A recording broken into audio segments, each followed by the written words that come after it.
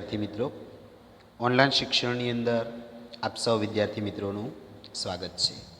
મિત્રો, આજે આપણે ધોરણ 12 વિષય સંસ્કૃત પ્રકરણ 9 કિમ વેદેન પ્રયોજનમ, તો પછી વેદનું શું પ્રયોજન, તો ડૉક્ટરની શું જરૂર, એ કાવ્યનો ભાગ બીજો શરૂ કરવા તરફ જઈ રહ્યા છીએ. મિત્રો, અગાઉના લેક્ચરની અંદર આપણે કાવ્યની પ્રસ્તાવના જોઈતી અને 3 શ્લોકોની માહિતી પણ જોયેલી. પહેલો જે શ્લોક હતો તો એની અંદર ભોજન કર્યા પછી કે દિનચર્યાની અંદર કે આપણે ભોજન કરીએ ત્યાર પછી કેવા કેવા કાર્યો કરવા જોઈએ, તો ભોજનના અંતે છાશ પીવી જોઈએ, દિવસના અંતે દૂધ પીવું જોઈએ અને રાત્રે પાણી પીવું જોઈએ. જો આ પ્રમાણે વ્યવહાર કરીએ તો ડૉક્ટરની જરૂર રહેતી નથી. પહેલો શ્લોક જોયો હતો. ત્યારબાદ બીજો શ્લોક કે આપણે જે ભોજન કરીએ એ ભોજન કેટલી વાર કરવું જોઈએ અને ભોજન કેવું હોય છે, તો એકવાર કરેલું ભોજન હંમેશા આરોગ્ય જાળવી રાખનારું હોય છે. 2 વાર કરેલું જે ભોજન હોય છે એ શક્તિ વધારનારું હોય છે. 3 વાર કરેલું ભોજન હંમેશા રોગ કરનારું હોય છે અને 4 વાર કરેલું ભોજન તો મારી નાખનારું હોય છે. ત્યારબાદ ત્રીજો શ્લોક જોયો હતો કે જે લોકો હિતકારી ભોજનવાળા છે, માપસરના ભોજનવાળા છે અને થોડું ભોજન લેનારા હોય છે, તો આવા લોકોની વૈદ્યો ડૉક્ટરો ચિકિત્સા એટલે કે સારવાર કરતા હોતા નથી, કારણ કે આવા લોકો તેઓ પોતે જ પોતાના વૈદ્યો હોય છે. તો મિત્રો, અહીંયા સુધી આપણે ગયા લેક્ચરની અંદર જોયેલું. તો હવે ત્યાંથી આગળ વધીએ. ચોથો લેક્ચર, ચોથો શ્લોક મિત્રો હવે જોઈએ. આહારમ પચતિ વહિની દોષા અનાહાર દોષાન આહાર વર્જિત. આહારમ પચતિ વહિની દોષા અનાહાર વર્જિત ધાતુન ક્ષીણેશુ દોષેશુ જીવિતમ ધાતુ સંશયે. વહિની એટલે કે અગ્નિ. વહિની એટલે કે અગ્નિ. વહિની એટલે કે અગ્નિ. વહિની એટલે કે અગ્નિ. વહિની, વહિની એટલે કે અગ્નિ. આહારમ એટલે આહારને. આહારમ એટલે આહારને. આહારમ એટલે કે આહારને. આહારમ એટલે આહારને. પચતિ એટલે પચાવે છે. પચતિ એટલે પચાવે છે. પચતિ એટલે કે પચાવે છે. વહિની આહારામ પચતિ. વહિની એટલે કે અગ્નિ, આહારમ એટલે કે આહારને અને પચતિ એટલે કે પચાવે છે. અગ્નિ આહારને પચાવે છે. વહિની પચતિ આહારમ. અગ્નિ આહારને પચાવે છે. દોષા અન આહાર વર્જિત. દોષ અન આહાર વર્જિત એટલે અન આહાર અગ્નિ દોષોને પચાવે છે. દોષાન અનાહાર એટલે કે અનાહાર અગ્નિ, દોષાન એટલે કે દોષોને, અને વર્જિત એટલે જે અનઆહાર હોય, સારો ન હોય તે. અનઆહાર વર્જિત એટલે કે અનાહાર અગ્નિ દોષોને પચાવે છે. દોષા અનઆહાર વર્જિત. અનઆહાર વર્જિત એટલે કે અગ્નિ, અનાહાર અગ્નિ દોષોને પચાવે છે. દોષા અનાહાર વર્જિત. અનાહાર અગ્નિ દોષોને પચાવે છે. અનાહાર અગ્નિ દોષોને પચાવે છે. દોષેશુ. દોષેશુ એટલે કે દોષોનો. દોષેશુ એટલે કે દોષોનો. દોષેશુ એટલે કે દોષોનો. ક્ષીણેશુ એટલે કે નાશ થતા. ક્ષીણેશુ એટલે કે નાશ થતા.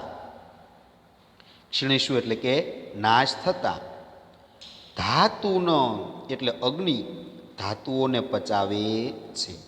ધાતુન એટલે કે અગ્નિ ધાતુઓને પચાવે છે. ધાતુન એટલે અગ્નિ ધાતુઓને પચાવે છે. દોષેશુ એટલે દોષોનો, ક્ષીણેશુ એટલે નાશ થતા અગ્નિ, ધાતુન એટલે ધાતુઓને પચાવે છે. દોષોનો નાશ થતા અગ્નિ ધાતુઓને પચાવે છે. દોષોનો નાશ થતા અગ્નિ ધાતુઓને પચાવે છે. ધાતુ સંશયે, ધાતુ સંશયે, ધાતુ એટલે કે ધાતુઓનો અને સંશયે એટલે કે નાશ થતા. ધાતુ સંશયે એટલે કે ધાતુઓનો નાશ થતા. ધાતુ સંશયે એટલે ધાતુઓનો નાશ થતા. ધાતુ સંશયે એટલે ધાતુઓનો નાશ થતા. ધાતુઓનો નાશ થતા અગ્નિ જીવિતમ એટલે કે અગ્નિ જીવનને વિકસિત કરે છે અથવા પરિપૂર્ણ કરે છે. જીવિતમ એટલે કે અગ્નિ જીવનને વિકસિત કરે છે અથવા પરિપૂર્ણ કરે છે. ધાતુ સંશયે જીવિતમ એટલે ધાતુઓનો નાશ થતા અગ્નિ જીવનને વિકસિત કરે છે અથવા પરિપૂર્ણ કરે છે. ત્યારબાદ મિત્રો જોઈએ આહારમ પચતી વહિની. વહિની એટલે કે અગ્નિ, વહિની એટલે અગ્નિ, વહિની એટલે અગ્નિ, વહિની એટલે અગ્નિ. આહારમ એટલે આહારને, આહારમ એટલે આહારને. પચતી એટલે પચાવે છે, પચતી એટલે પચાવે છે. આહારમ પચતી વહિની અગ્નિ ખોરાકને પચાવે છે. દોષા અનાહાર વર્જિત અનાહાર અગ્નિ દોષોને પચાવે છે. દોષાન અનાહાર વર્જિત અનાહાર અગ્નિ દોષોને પચાવે છે. દોષેશુ એટલે દોષોનું, દોષેશુ એટલે દોષોનું. ક્ષીણેશુ એટલે નાશ થતા, ક્ષીણેશુ એટલે નાશ થતા અગ્નિ ધાતુન એટલે ધાતુઓને પચાવે છે. ધાતુન એટલે ધાતુઓને પચાવે છે.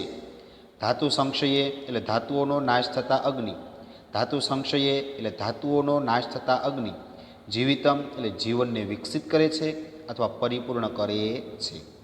જીવિતમ એટલે જીવનને વિકસિત કરે છે અથવા પરિપૂર્ણ કરે છે. તો મિત્રો ચોથો જે શ્લોક છે એની અંદર આપણે જે ખોરાક લઈએ છીએ તો એ જે ખોરાકને આપણા શરીરની અંદર જે અગ્નિ રહેલો છે એ અગ્નિ એ આપણે જે ખોરાક લઈએ એ ખોરાકને પચાવે છે. ત્યારબાદ આપણે ગમે તેવો ખોરાક ખાધો અનઆહાર જે પચે નહીં તેવો હજમ ન થાય એવો પણ જે ખોરાક હોય તો એને પણ અગ્નિ આપણા શરીરની અંદર વૈશ્વાનર નામનો અગ્નિ રહેલો છે. તો આ વૈશ્વાનર નામનો અગ્નિ એ ખોરાકને પચાવે છે. એટલે અગ્નિ શું કરે? ખોરાકને પચાવે. એ દોષો હોય જે પચે નહીં તેવો ખોરાક હોય તો એને પણ એ પચાવે છે. એટલે અગ્નિ આહારને પચાવે છે, દોષોને પચાવે છે અને હવે જે દોષો હોય જે ખરાબ આપણે જે ખાધેલું હોય બધું એ પણ પચી ગયા. એટલે દોષોનો નાશ થતાં અગ્નિ જે ધાતુઓ આપણું શરીર પંચ ધાતુઓનું બનેલું છે.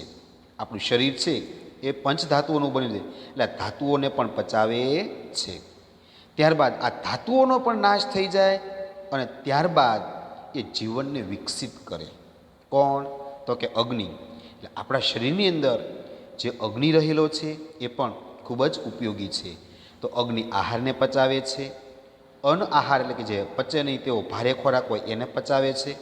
ત્યારબાદ જે દોષો હોય એ દોષોનો નાશ થાય એટલે અગ્નિ ધાતુઓને પચાવે અને ધાતુઓનો જે નાશ થાય એટલે આપણું જે જીવન છે એ વિકસિત બને. એટલે ખોરાકનું આપણે લોહી બને એ લોહી આપણા શરીર માટે ખૂબ જ ઉપયોગી છે. તો આવી રીતે આપણું શરીરની વૃદ્ધિ થાય એટલે આપણું જીવન વિકસિત કરે, આપણું જીવન પરિપૂર્ણ કરે છે. ત્યારબાદ મિત્રો 5મો શ્લોક જોઈએ. સ્મૃતિમાન યુક્તિ હેતુજ્ઞો જીતાત્મા પ્રતિપત્તિમાન ભિષગ ઔષધ સંયોગે ચિકિત્સા કર્તુમ અહર્તિ. સ્મૃતિમાન યુક્તિ હેતુજ્ઞો જીતાત્મા પ્રતિપત્તિમાન ભિષગ ઔષધ સંયોગે ચિકિત્સા કર્તુમ અહર્તી. તો મિત્રો જોઈએ, વેદ આ જે શ્લોક છે એ વેદનો ડૉક્ટરનો શ્લોક છે. ભિષગ, ભિષગ એટલે કે વેદ, ભિષગ એટલે કે વેદ, ભિષગ એટલે કે વેદ, ભિષગ એટલે વેદ. સ્મૃતિમાન એટલે કે સ્મરણ શક્તિવાળો, સ્મૃતિમાન એટલે સ્મરણ શક્તિવાળો, સ્મૃતિમાન એટલે સ્મરણ શક્તિવાળો. યુક્તિ હેતુજ્ઞો એટલે રોગના ઉપાય અને કારણને જાણનાર, યુક્તિ હેતુજ્ઞો, યુક્તિ હેતુજ્ઞો એટલે રોગના ઉપાય અને કારણને જાણનાર, યુક્તિ હેતુજ્ઞો એટલે રોગના ઉપાય અને કારણને જાણનાર. જીતાત્મા એટલે કે જીતાત્મા એટલે કે પોતાના આત્મા ઉપર વિજય પ્રાપ્ત કરનાર, એને જીતાત્મા કહેવાય. જીતાત્મા એટલે શું? પોતાના આત્મા ઉપર વિજય પ્રાપ્ત કરનાર. તો વેદ છે કેવો? જીતાત્મા એટલે પોતાના આત્મા પર વિજય પ્રાપ્ત કરનાર, એટલે મરનાર હોય એવા વ્યક્તિઓને પણ બચાવનાર. જીતાત્મા એટલે જીતાત્મા અથવા પોતાના આત્મા ઉપર વિજય પ્રાપ્ત કરનાર.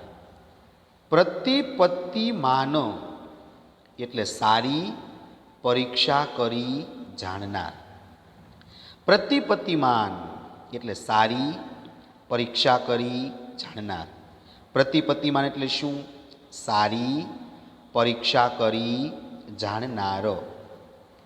ભિષગ વત્તા ઔષધ સંયોગે ચિકિત્સા, ભિષગ વત્તા ઔષધ વત્તા સંયોગે વત્તા ચિકિત્સા. મિત્રો બીજો શબ્દ છે એમાં સંધિ છૂટી પડે. ભિષગ વત્તા ઔષધ વત્તા સંયોગ. ભિષગ એટલે વેદ, એ તો આપણે ઉપર લઈ લીધો. હવે ઔષધ, ઔષધ એટલે કે ઔષધોના, ઔષધ એટલે કે ઔષધોના, ઔષધ એટલે કે ઔષધોના. સંયોગેહી, સંયોગ એટલે કે મિશ્રણથી, સંયોગેહી એટલે મિશ્રણથી, સંયોગેહી એટલે કે મિશ્રણથી, સંયોગેહી એટલે કે મિશ્રણથી. ચિકિત્સા, ચિકિત્સામ એટલે કે ચિકિત્સા અથવા સારવાર, ચિકિત્સામ એટલે કે ચિકિત્સા અથવા સારવાર. કર્તુમ અહર્તી એટલે કરવાની લાયક હોય છે, કર્તુમ અહર્તી એટલે કરવાની લાયક હોય છે, ચિકિત્સા કરવાની લાયક હોય છે. ફરીવાર મિત્રો સમજીએ. ભિષગ મિત્રો એક નંબર આપો, એટલે કે વેદ અથવા ડૉક્ટર. ભિષગ વત્તા ઔષધ વત્તા સંયોગ મિશ્રતી. ભિષગ એટલે કે વેદ, ભિષગ એટલે વેદ. સ્મૃતિમાન એટલે સ્મરણ શક્તિવાળો, સ્મૃતિમાન એટલે સ્મરણ શક્તિવાળો. યુક્તિ હેતુજ્ઞો એટલે રોગના ઉપાય અને કારણને જાણનાર, યુક્તિ હેતુજ્ઞો એટલે રોગના ઉપાય અને કારણને જાણનાર. જીતાત્મા એટલે જીતાત્મા, પોતાના આત્મા ઉપર વિજય પ્રાપ્ત કરનાર, જીતાત્મા એટલે જીતાત્મા, પોતાના આત્મા ઉપર વિજય પ્રાપ્ત કરનાર. પ્રતિપત્તિમાન એટલે સારી પરીક્ષા કરી જાણનાર, પ્રતિપત્તિમાન એટલે સારી પરીક્ષા કરી જાણનાર. ઔષધ મિત્રો અહીંયા સંધિ જોડ્યું. ભિષગ વત્તા ઔષધ, ઔષધ એટલે ઔષધોના, ઔષધ એટલે ઔષધોના. સંયોગેહી એટલે મિશ્રણથી, સંયોગ એટલે મિશ્રણ કરવું, તે સંયોગી એટલે મિશ્રણથી. ચિકિત્સા એટલે કે ચિકિત્સા, ચિકિત્સા એટલે ચિકિત્સા. કર્તુમ અહર્તી એટલે કરવાની લાયક હોય છે. વેદ સ્મરણ શક્તિવાળો, રોગના ઉપાય અને કારણને જાણનાર. જીતાત્મા પોતાના આત્મા ઉપર વિજય પ્રાપ્ત કરનાર, સારી પરીક્ષા કરી જાણનાર. ઔષધોના મિશ્રણથી ચિકિત્સા કરવાની લાયક હોય છે. તો મિત્રો આ જે શ્લોક છે એની અંદર ડૉક્ટર વેદ કેવો હોવો જોઈએ એના વિશે સમજાવ્યું છે કે ભાઈ ડૉક્ટર વેદ કેવો હોવો જોઈએ? તો ડૉક્ટર છે એ સ્મરણ શક્તિવાળો હોવો જોઈએ, યાદ શક્તિવાળો હોવો જોઈએ, એને બધું યાદ રહેવું જોઈએ. નહીંતર કઈ દવા કોને આપી દેવી એ ખબર ન રહે તો રોગ મટાડવાને બદલે બીજા રોગો ઉત્પન્ન થાય. આપણને તાવ આવ્યો હોય અને ઝાડાની ટેબ્લેટ આપી દઈએ તો પછી એ ભારે થઈ પડે છે. એટલે વેદને બધું યાદ રહેવું જોઈએ કે કઈ દવા કયા રોગની અંદર ઉપયોગી છે. એટલે વેદ સ્મરણ શક્તિવાળો હોવો જોઈએ. પછી રોગના ઉપાય અને કારણને જાણનાર કે ભાઈ આ વ્યક્તિને કયો રોગ થયો છે, એ રોગને મટાડવાનું કારણ શું છે. તો આવો એટલે રોગના ઉપાય અને રોગનું કારણ શું છે એ પણ ખબર પડવી જોઈએ.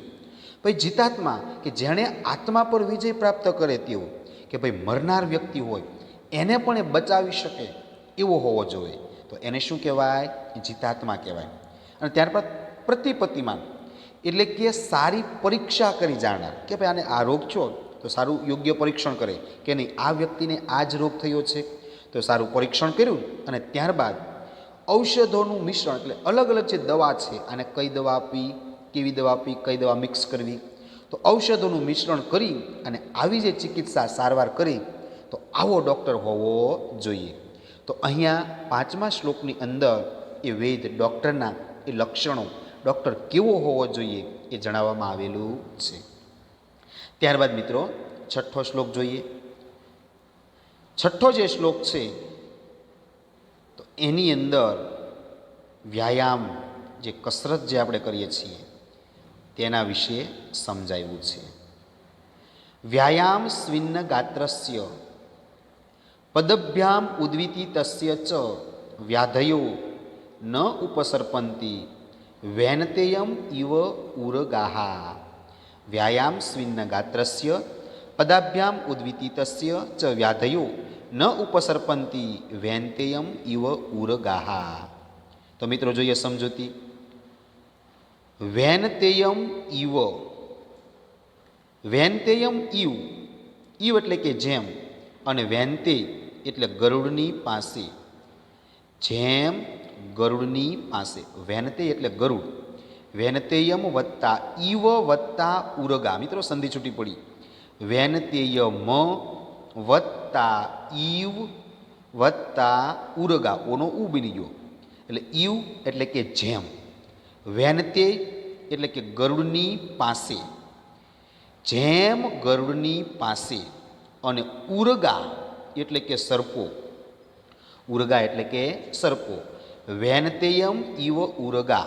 મિત્રો એમાં 3 શબ્દો છે, વૈનતેયમ વત્તા ઇવ વત્તા ઉરગા.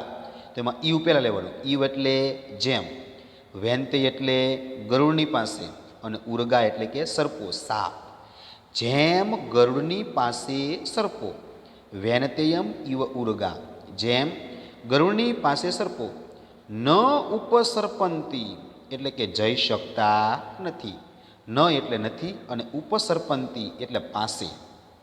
ઉપસર્પંતી એટલે પાસે જઈ શકતા નથી. ન ઉપસર્પંતી એટલે સર્પો પાસે જઈ શકતા નથી. જેમ ગરુડની પાસે સર્પો જઈ શકતા નથી. જેમ ન ઉપસર્પંતી એટલે જઈ શકતા નથી. ન ઉપસર્પંતી એટલે કે પાસે જઈ શકતા નથી. જેમ ગરુડની પાસે સર્પો જઈ શકતા નથી તેમ વ્યાયામ, વ્યાયામ એટલે કે વ્યાયામથી અથવા કસરતથી, વ્યાયામ એટલે કે વ્યાયામથી અથવા કસરતથી, સ્વિન્ન એટલે કે થાકેલા, સ્વિન્ન એટલે થાકેલા, સ્વિન્ન એટલે થાકેલા, વ્યાયામ સ્વિન્ન એટલે વ્યાયામથી થાકેલા, વ્યાયામ સ્વિન્ન એટલે વ્યાયામથી થાકેલા. ગાત્રસ્ય એટલે કે અંગોવાળા અથવા શરીરવાળા. શરીરના જે અંગો છે એને ગાત્ર કહેવાય. આપણે શરીરના અલગ અલગ અવયવો છે, હાથ, પગ, નાક, કાન, તો આ બધાને શું કહેવાય? ગાત્ર એટલે શરીરના અંગો. ગાત્રસ્ય એટલે અંગવાળા, ગાત્રસ્ય એટલે કે અંગવાળા. વ્યાયામ સ્વિન્ન ગાત્રસ્ય એટલે વ્યાયામથી થાકેલા અંગવાળા. વ્યાયામ સ્વિન્ન ગાત્રસ્ય એટલે વ્યાયામથી થાકેલા અંગવાળા. વ્યાયામ સ્વિન્ન ગાત્રસ્ય એટલે વ્યાયામથી થાકેલા અંગવાળા. વ્યાયામ સ્વિન્ન ગાત્રસ્ય, વ્યાયામથી થાકેલા અંગવાળા. પદભ્યામ ઉદ્વિતિ તસ્ય, પદભ્યામ એટલે કે બે પગો વડે. પદભ્યામ વત્તા ઉદ્વિતિ તસ્ય, મિત્રો સંધિ છૂટી પડી. પદભ્યામ વત્તા ઉદ્વિતિ તસ્ય, પદભ્યામ વત્તા ઉદ્વિતિ તસ્ય. પદભ્યામ એટલે કે બે પગો વડે. પદભ્યામ એટલે કે બે પગો વડે. પદભ્યામ એટલે કે બે પગો વડે. અને ઉદ્વિતિ તસ્ય, ઉદ્વિતિ તસ્ય એટલે કે આગળ ગતિ કરનાર પુરુષની પાસે. ઉદ્વિતિ તસ્ય એટલે કે આગળ ગતિ કરનાર પુરુષની પાસે. ત્યાં 7 નંબર આપો. ઉદ્વિતિ તસ્ય એટલે આગળ ગતિ કરનાર પુરુષની પાસે. પદાભ્યામ ઉદ્વિતિ તસ્ય એટલે બે પગો વડે આગળ ગતિ કરનાર પુરુષની પાસે. પદાભ્યામ એટલે બે પગો વડે, ઉદ્વિતિ તસ્ય એટલે આગળ ગતિ કરનારની પાસે, એટલે કે મહેનત પરિશ્રમ કરનારની પાસે. વ્યાધયો, વ્યાધયો એટલે કે રોગો. વ્યાધયો એટલે કે રોગો. વ્યાધયો એટલે રોગો. અને ન ઉપસર્પંતી, મિત્રો બીજી વાર લેવાનું છે. ન ઉપસર્પંતી એટલે જતા નથી. પુરુષની પાસે રોગો જતા નથી. વ્યાધયો ન ઉપસર્પંતી એટલે રોગો પાસે જતા નથી. મિત્રો ફરીવાર એકવાર જોઈ લઈએ, થોડું ધ્યાન રાખજો. વેનતેયમ ઇવ ઉરગા. વેનતે એટલે ગરુડ, ઈવ એટલે જેમ, અને ઉરગા એટલે સાપની જેમ ગરુડની પાસે સાપો, જેમ ગરુડની પાસે સર્પો. ન ઉપસર્પંતી એટલે જઈ શકતા નથી. વેનતેયમ ઇવ ન ઉપસર્પંતી એટલે જેમ ગરુડની પાસે સર્પો જઈ શકતા નથી. તેમ ચ એટલે અને અથવા તેમ. ચ એટલે અને અથવા તેમ. વ્યાયામ સ્વિન્ન ગાત્રસ્ય એટલે કે વ્યાયામથી થાકેલા અંગવાળા. વ્યાયામ સ્વિન્ન ગાત્રસ્ય એટલે વ્યાયામથી થાકેલા અંગવાળા. પદભ્યામ ઉદ્વિતિ તસ્ય એટલે બે પગો વડે આગળ ગતિ કરનાર પુરુષની પાસે. બે પગ વડે આગળ ગતિ કરનાર પુરુષની પાસે. વ્યાધયો ન ઉપસર્પંતી એટલે રોગો જતા નથી. વ્યાધયો ન ઉપસર્પંતી એટલે રોગો જતા નથી. જેમ ગરુડની પાસે સર્પો જઈ શકતા નથી, તેમ વ્યાયામથી થાકેલા અંગવાળા બે પગો વડે આગળ ગતિ કરનાર પુરુષની પાસે રોગો જતા નથી. તો મિત્રો આ છઠ્ઠો જે શ્લોક છે એની અંદર પરિશ્રમ, મહેનતનું મહિમા સમજાવેલો છે. કઈ રીતે કે ભાઈ જેમ ગરુડું હોય એ ગરુડની પાસે સાપ કોઈ દિવસ ન જાય, કારણ ગરુડ છે એ સાપને ખાઈ જાય એટલે એને મારી નાખે છે. એટલે જેમ ગરુડની પાસે સાપ જઈ શકતા નથી, તેમ જે માણસ વ્યાયામ કરે, કસરત કરે, પરિશ્રમ કરે, મહેનત કરે તો એવા વ્યક્તિ બીમાર પડે નહીં. જે આળસુ લોકો હોય, જે કાંઈ મહેનત ન કરે, એવા જ લોકો હંમેશા બીમાર પડે છે. તો આવા જે પરિશ્રમી લોકો છે, મહેનતુ લોકો છે, કે જે બે પગ વડે આગળ ગતિ કરે, તો એનો અર્થ એ છે કે જે મહેનત કરનાર લોકો છે એ વ્યક્તિ ક્યારેય બીમાર પડતા નથી, એઓને કોઈ પ્રકારનો રોગ થતો નથી. એટલે પરિશ્રમી લોકો છે એની પાસે ક્યારેય રોગો જતા નથી. તો એ વાતને સમજાવવા માટે અહીંયા સાપ અને ગરુડનું ઉદાહરણ આપેલું છે કે જેમ ગરુડ પાસે સાપ જાય તો એ મરી જાય, એ મહેનતુ લોકો પાસે એ રોગો ટકી શકતા નથી, કારણ કે મહેનત કરે એટલે રોગો આપોઆપ મટી જતા હોય છે. તો મિત્રો છઠ્ઠા શ્લોકની અંદર મહેનત પરિશ્રમની જે વ્યક્તિ છે એને રોગો થતા નથી, અને એને સમજાવવા માટે સાપ અને ગરુડનું દ્રષ્ટાંત આપવામાં આવેલું છે. ત્યારબાદ મિત્રો 7મો શ્લોક જોઈએ. 7મો શ્લોક. વયો બલ શરીરાણી દેશ કાલાન ચ સમીક્ષ કુર્યાદ વ્યાયામ અન્યથા રોગ ઉત્પન્નાત. તો મિત્રો 7મા શ્લોકની વયો બલ શરીરાણી દેશ કાલ અશનાની ચ સમીક્ષ કુર્યાદ વ્યાયામ અન્યથા રોગમ આપનું યાત. તો મિત્રો સમજૂતી જોઈએ. વયો બલ શરીરાણી એટલે કે મનુષ્યએ શબ્દ મિત્રો લઈ લેવાનો કે મનુષ્યએ વયો એટલે કે પોતાની ઉંમર. વય એટલે શું?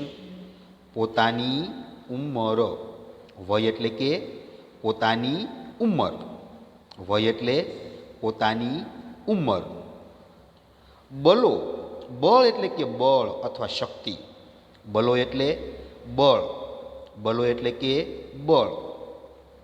બલો એટલે કે બળ. અને શરીરાણી એટલે કે અને શરીરને.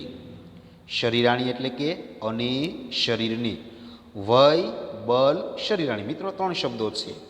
વયો એટલે કે મનુષ્ય પોતાની ઉંમર. વય એટલે શું? પોતાની ઉંમર. બલ એટલે કે બળ. બલ એટલે બળ. અને શરીરાણી એટલે શરીરને. મનુષ્યએ પોતાના ઉંમર, બળ અને શરીરને. મનુષ્યએ પોતાની ઉંમર, બળ અને શરીરને. ચ એટલે તથા.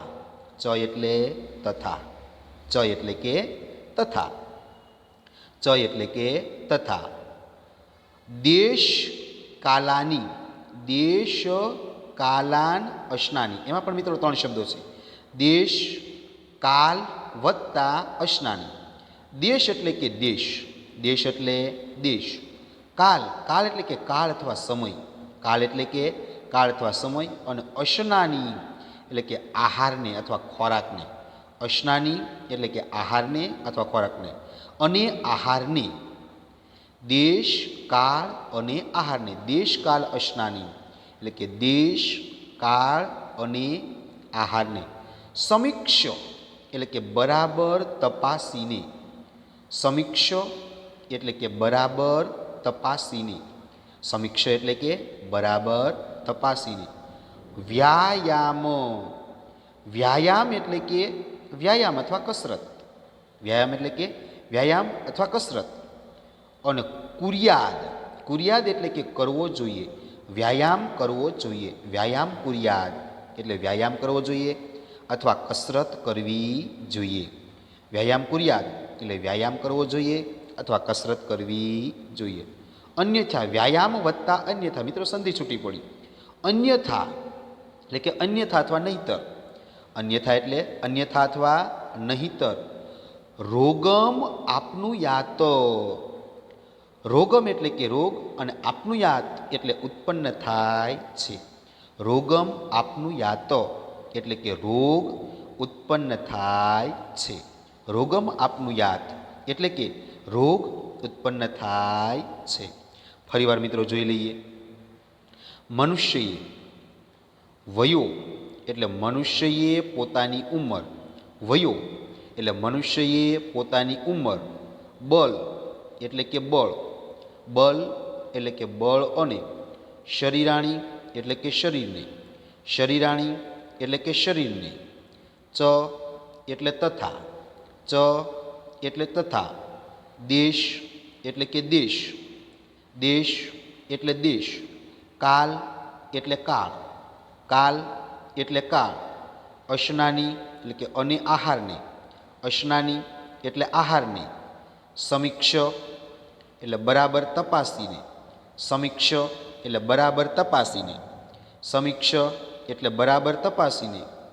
વ્યાયામ એટલે વ્યાયામ અથવા કસરત. વ્યાયામ એટલે વ્યાયામ. કુર્યાદ એટલે કરવો જોઈએ. કુર્યાદ એટલે કરવો જોઈએ. અન્યથા એટલે અન્યથા અથવા નહીતર. અન્યથા એટલે અન્યથા અથવા નહીતર. રોગમ આપનું યાત એટલે રોગ ઉત્પન્ન થાય છે. રોગમ આપનું યાત એટલે કે રોગ ઉત્પન્ન થાય છે. મનુષ્યએ પોતાની ઉંમર, બળ અને શરીરને તથા દેશ કાળ અને આહારને બરાબર તપાસીને વ્યાયામ કરવો જોઈએ. તો મિત્રો 7મો જે શ્લોક છે એની અંદર આપણે કઈ રીતે કસરત કરવી, કસરત કરતી વખતે કઈ કઈ બાબતનું ધ્યાન રાખવું એના વિશે સમજાયું છે કે ભાઈ મનુષ્યએ છે એક તો પોતાની પોતાના ઉંમરનું ધ્યાન રાખવું જોઈએ કે ભાઈ પોતાની ઉંમર કેવી છે અને એ પ્રમાણે વ્યાયામ કસરત કરવી જોઈએ. પછી બીજું, પોતાનામાં બળ શક્તિ કેટલી છે એ શક્તિને ધ્યાનમાં રાખીને કસરત કરવી જોઈએ. પછી તમારામાં શક્તિ હોય નહીં, કેપેસિટી હોય 25 કિલોની અને ઉપાડો 100 કિલો, તો શું થાય? બેસી જવાય, કોઈ ફાયદો થાય નહીં, ફાયદાને બદલે નુકસાન થાય. એટલે શક્તિને ધ્યાનમાં રાખવાની અને આપણા શરીરનું પણ ધ્યાન રાખવાનું છે. એટલે શું? એક તો આપણી ઉંમર ધ્યાનમાં રાખવાની, આપણી શક્તિ ધ્યાનમાં રાખવાની અને આપણું જે શરીર છે એ શરીરને પણ ધ્યાનમાં રાખવાનું છે. ત્યારબાદ દેશ, અલગ અલગ દેશની અંદર અલગ અલગ નિયમો હોય એટલે દેશને પણ ધ્યાનમાં રાખવાનું. પછી કાળ, સમય, ગમે ત્યારે કસરત કરવા નહીં મંડી પડવાનું, એટલે સમયને પણ ધ્યાનમાં રાખવાનો. અને અષ્ટાંગ, ખોરાક, આપણે જે ખોરાક લઈએ છીએ એ ખોરાક કેવો છે એ પણ ધ્યાનમાં રાખવાનું છે. તો આપણી ઉંમર, આપણી શક્તિ, આપણું શરીર, દેશ, સમય અને આપણો ખોરાક, આ બધી બાબતો ધ્યાન રાખી અને આપણે કસરત કરવાની છે, વ્યાયામ કરવાનો છે. જો આ બાબતોનું ધ્યાન ન રાખીએ તો આપણને ફાયદાને બદલે એ આપણને રોગ, એની આડઅસર થાય, એટલે રોગો ઉત્પન્ન થાય છે. તો આપણા શરીરનું, આપણા સ્વાસ્થ્યનું આપણે ધ્યાન રાખીએ, એ કઈ કઈ બાબતો ધ્યાન રાખવી એ આ કાવ્યની અંદર સમજાવવામાં આવેલું છે. તો આજે છે એ સુશ્રુત સંહિતા નામનો જે ગ્રંથ છે અને ચિકિત્સા સ્થાન છે એમાં 24મો જે અધ્યાય છે એની અંદર આ શ્લોકો આપવામાં આવેલા છે. તો મિત્રો, આ 7મું જે કાવ્ય છે એ 7મા કાવ્યની અંદર આપણે કઈ કઈ બાબતોનું ધ્યાન રાખવું, કઈ કઈ બાબતો ધ્યાનમાં રાખવી તો આપણું સ્વાસ્થ્ય સારું રહે એ સમજાવવામાં આવેલું છે. તો મિત્રો, અહીં આપણે આ 9મું કાવ્ય એ પૂર્ણ કરીએ છીએ. મિત્રો, હોમવર્કની અંદર તમારે સ્વાધ્યાય ફેરબુકની અંદર લખવાનો છે. તો મિત્રો, 9મું કાવ્ય અહીં આપણે પૂર્ણ કરીએ છીએ.